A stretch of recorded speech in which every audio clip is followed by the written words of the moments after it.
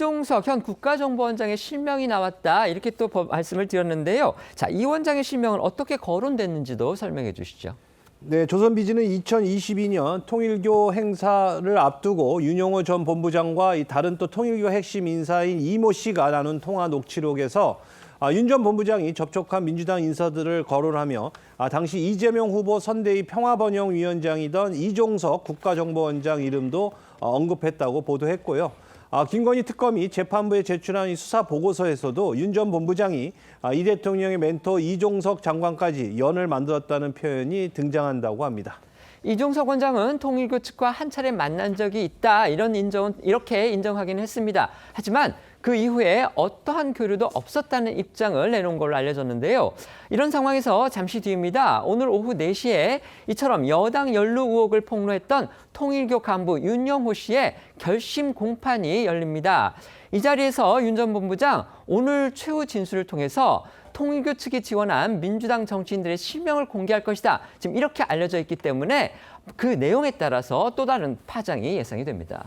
네, 윤 전 본부장은 김건희 여사에게 명품 가방 등을 전달한 혐의로 구속 기소돼서 재판을 받고 있는데요. 앞서 해당 재판에서 통일교가 국민의힘뿐 아니라 민주당도 지원을 했고 특검에도 이런 진술을 했다고 폭로해서 민주당 연루 의혹에 불을 붙였습니다. 윤 전 본부장은 오늘 4시에 열릴 결심 공판에서 민주당 연루 의혹에 대해서 더 명확히 밝히겠다고 예고했는데요. 복수의 언론 보도에 따르면 윤 전 본부장은 오늘 법정에서 통일교에서 지원을 받은 민주당 정치인들의 실명을 공개하기로 마음을 굳힌 것으로 전해집니다. 어제 저희가 전해드렸죠. 통일교와 접촉한 민주당 정치인이 15명에 달한다는 그런 보도가 나왔고요. 특히 이 친명계로 분류되는 민주당의 전직 의원이 통일교와 민주당 사이에 연결다리 역할을 했고 심지어 이재명 당시 민주당 대표가 통일교 인사한테 당직에 임명장까지 줬다. 이런 보도까지 나왔습니다. 잠시 뒤에 윤 전 본부장의 입에서 과연 어떤 인물들의 이름이 나올지 윤 전 본부장이 예고한 대로 폭로를 감행할지 저희가 지켜봐야 할 것 같은데요. 만에 하나 윤 전 본부장이 민주당 유력 인사들의 실명을 공개할 경우 그 파장은 또 다른 국면으로 흘러갈 가능성도 있어 보입니다. 맞습니다. 친명계로 분류되는 민주당 전직 의원이 이 대통령이 당대표로 있던 2023년 통일교 핵심 간부를 민주당 세계 한인민주회의 부의장에 임명하는 데 역할을 했다는 의혹, 저희도 어제 전해드렸는데요. 당대표였던 이 대통령은 해당 통일교 간부에게 직접 임명장을 주고 기념사진을 찍기도 했습니다. 저희 TV조선에서 통일교와 대통령실, 민주당의 각각 입장을 확인했는데요.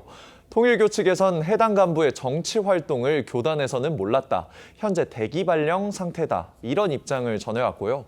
대통령실은 당에 확인하라는 입장인데 이 민주당에선 답을 주지 않았습니다. 당시 영상부터 다시 보시죠. 다음은 이 부의장님 앞으로 나와주시기 바랍니다.